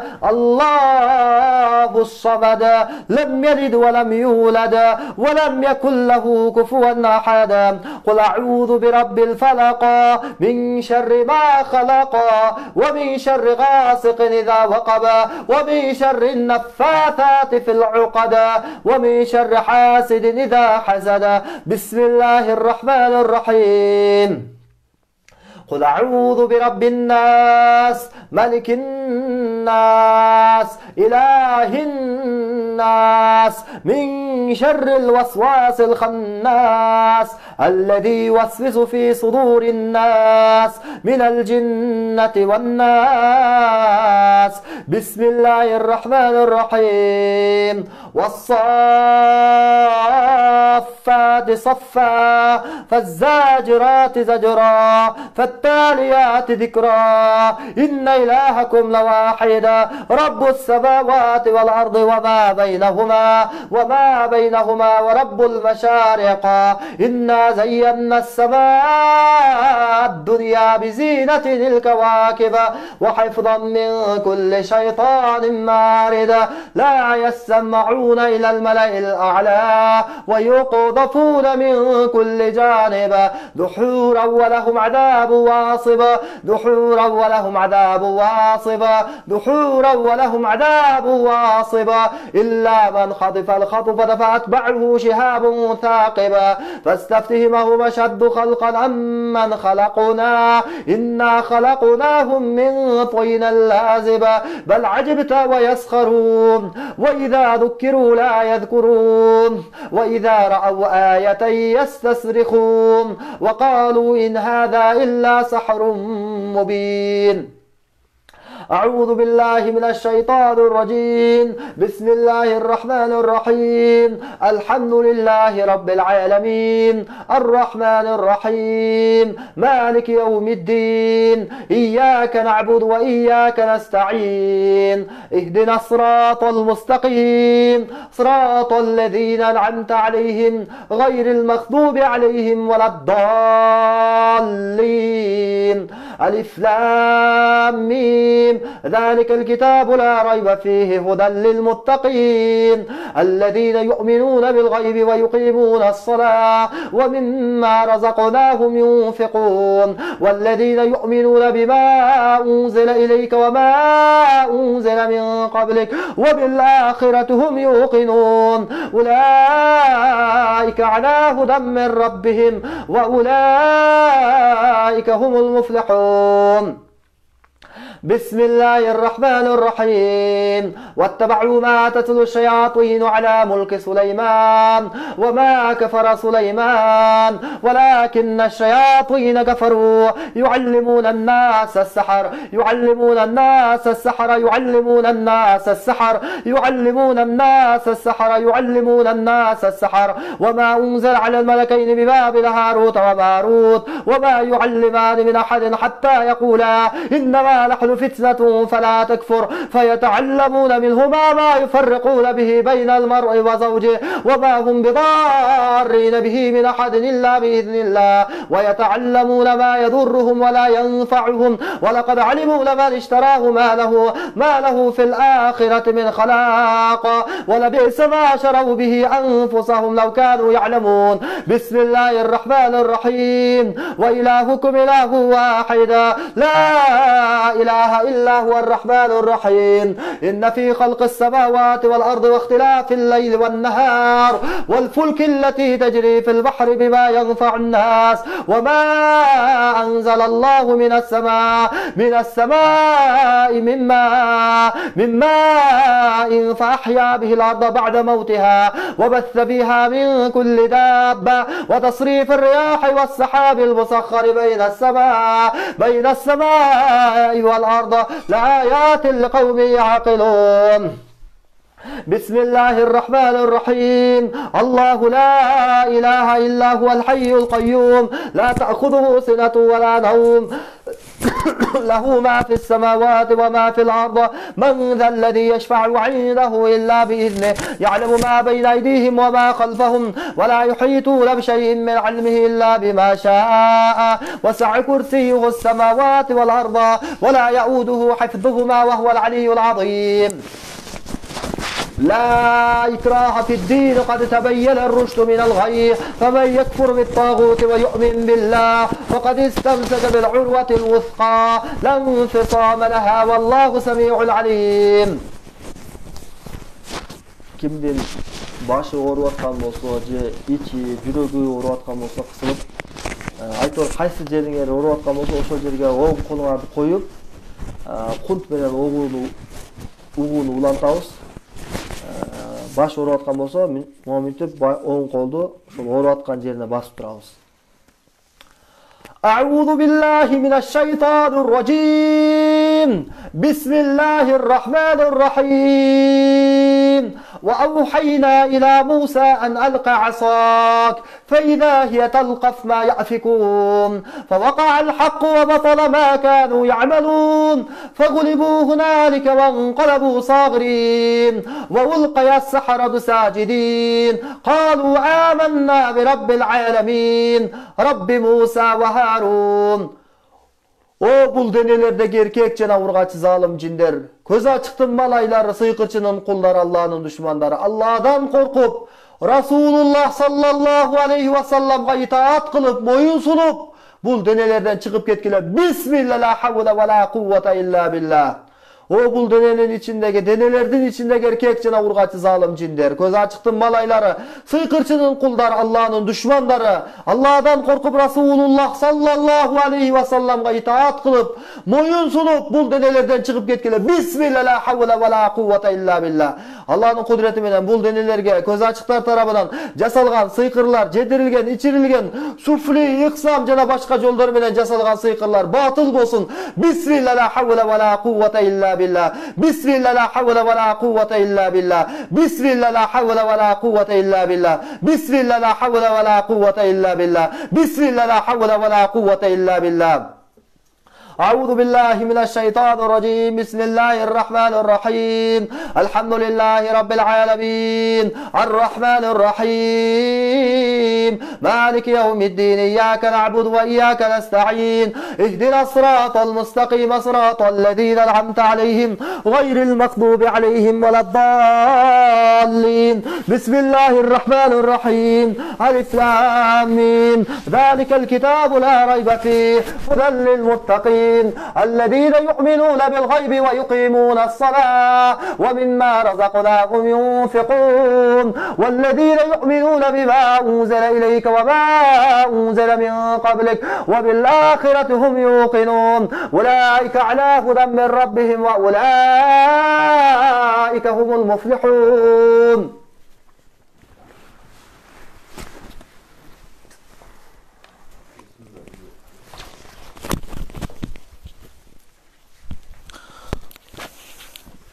بسم الله الرحمن الرحيم. أعوذ بالله السميع العليم من الشيطان الرجيم. بسم الله الرحمن الرحيم. إن الحمد لله ونحمده ونستعينه ونستغفره ونعوذ بالله من شرور أنفسنا ومن سيئات أعمالنا من يهده الله فلا مضل له ومن يضلله فلا هادي له وأشهد أن لا إله إلا الله وأن محمدا عبده ورسوله. بسم الله الذي لا يضر مع اسمه شيء في الأرض ولا في السماء وهو السميع العليم. بسم الله الذي لا يضر مع اسمه شيء في الأرض ولا في السماء وهو السميع العليم. بسم الله الذي لا يضر مع اسمه شيء في الأرض ولا في السماء وهو السميع العليم. أعوذ بكلمة الله التامة من كل شيطان وهامة ومن كل عين لامة. أعوذ بكلمة الله التامة من كل شيطان وهامة ومن كل عين لامة. لا إله إلا الله وحده لا شريك له له الملك وله الحمد وهو على كل شيء قدير. أعوذ بالله السميع العليم من الشيطان الرجيم. بسم الله الرحمن الرحيم. الحمد لله رب العالمين الرحمن الرحيم مالك يوم الدين إياك نعبد وإياك نستعين اهدنا الصراط المستقيم صراط الذين أنعمت عليهم غير المغضوب عليهم ولا الضالين. بسم الله الرحمن الرحيم. ألف لام ميم ذلك الكتاب لا ريب فيه هدى للمتقين الذين يؤمنون بالغيب ويقيمون الصلاة ومما رزقناهم ينفقون والذين يؤمنون بما أنزل إليك وما أنزل من قبلك وبالآخرة هم يوقنون أولئك على هدى من ربهم وأولئك هم المفلحون. بسم الله الرحمن الرحيم. واتبعوا ما تتلو الشياطين على ملك سليمان وما كفر سليمان ولكن الشياطين كفروا يعلمون الناس السحر وما أنزل على الملكين ببابل هاروت وماروت وما يعلمان من أحد حتى يقولا إنما نحن فتنة فلا تكفر فيتعلمون منهما ما يفرقون به بين المرء وزوجه وما هم بضارين به من أحد إلا بإذن الله ويتعلمون ما يضرهم ولا ينفعهم ولقد علموا لمن اشتراه ما له في الآخرة من خلاق ولبئس ما شروا به أنفسهم لو كانوا يعلمون. أعوذ بالله من الشيطان الرجيم. وإلهكم إله واحد لا إله إلا هو الرحمن الرحيم.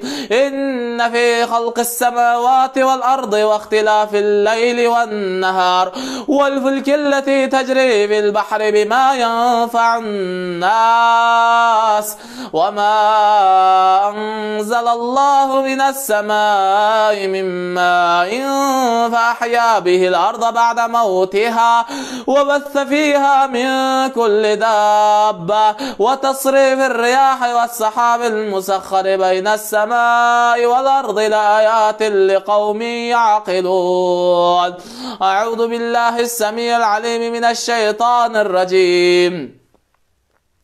الله لا إله إلا هو الحي القيوم لا تأخذه سنة ولا نوم له ما في السماوات وما في الأرض من ذا الذي يشفع عنده إلا بإذنه يعلم ما بين أيديهم وما خلفهم ولا يحيطون بشيء من علمه إلا بما شاء وسع كرسيه السماوات والأرض ولا يؤوده حفظهما وهو العلي العظيم.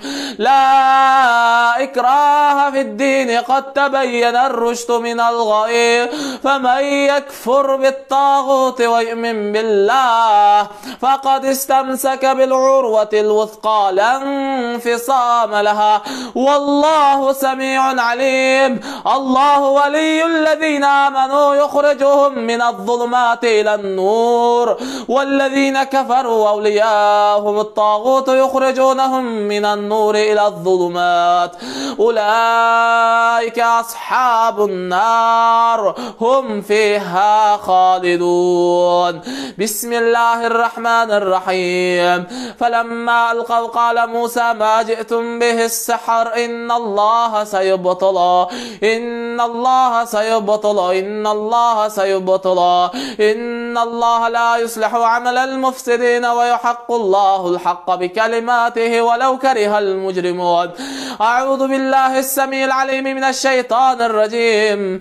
فلما ألقوا قال موسى ما جئتم به السحر إن الله سيبطل إن الله سيبطل إن الله سيبطل إن الله لا يصلح عمل المفسدين ويحق الله الحق بكلماته ولو كره المجرمون. أعوذ بالله السميع العليم من الشيطان الرجيم. فلما ألقوا قال موسى ما جئتم به السحر إن الله سيبطل إن الله لا يصلح عمل المفسدين ويحق الله الحق بكلماته ولو كره المجرمون. أعوذ بالله السميع العليم من الشيطان الرجيم. واتبعوا ما تتلو الشياطين على ملك سليمان وما كفر سليمان ولكن الشياطين كفروا يعلمون الناس السحر يعلمون الناس السحر يعلمون الناس السحر يعلمون الناس السحر وما أنزل على الملكين ببابل هاروت وماروت وما يعلمان من أحد حتى يقولا إنما نحن فتنة فلا تكفر فيتعلمون منهما ما يفرقون به بين المرء وزوجه وما هم بضارين به من أحد إلا بإذن الله ويتعلمون ما يضرهم ولا ينفعهم ولقد علموا لمن اشتراه ما له في الآخرة من خلاق ولبئس ما شروا به أنفسهم لو كانوا يعلمون.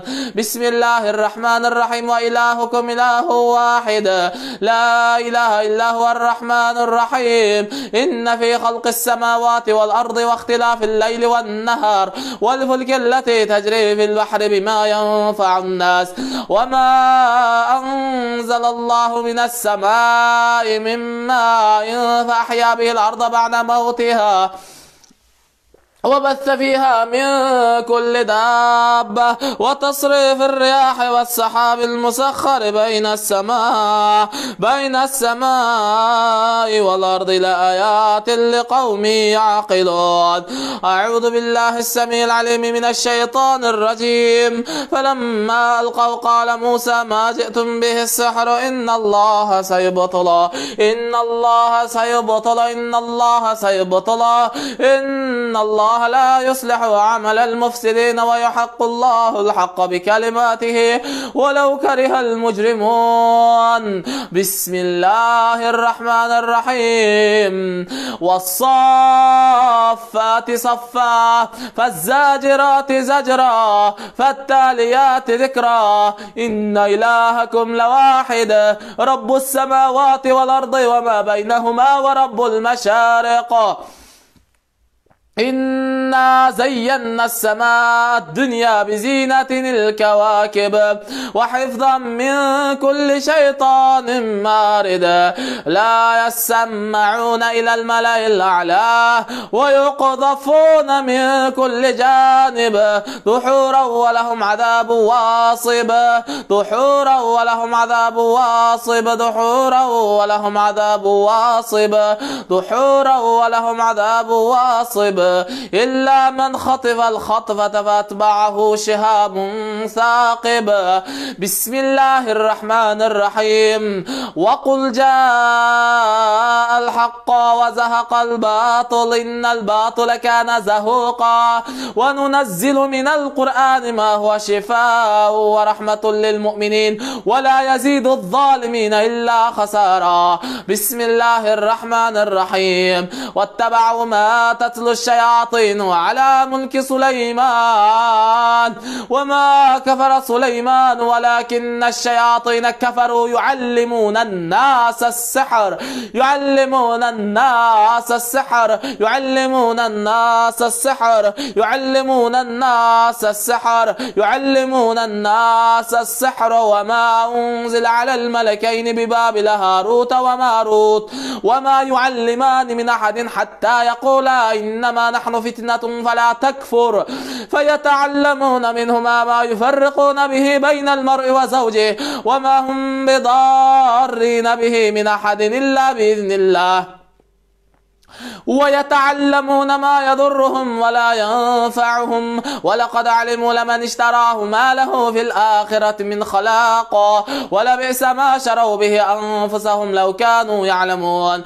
بسم الله الرحمن الرحيم. وإلهكم إله واحد لا إله إلا هو الرحمن الرحيم. إن في خلق السماوات والأرض واختلاف الليل والنهار والفلك التي تجري في البحر بما ينفع الناس وما أنزل الله من السماء من ماء فأحيا به الأرض بعد موتها وبث فيها من كل دابة وتصريف الرياح والسحاب المسخر بين السماء والأرض لآيات لقوم يعقلون. بسم الله الرحمن الرحيم. الحمد لله رب العالمين الرحمن الرحيم مالك يوم الدين إياك نعبد وإياك نستعين اهدنا الصراط المستقيم صراط الذين أنعمت عليهم غير المغضوب عليهم ولا الضالين.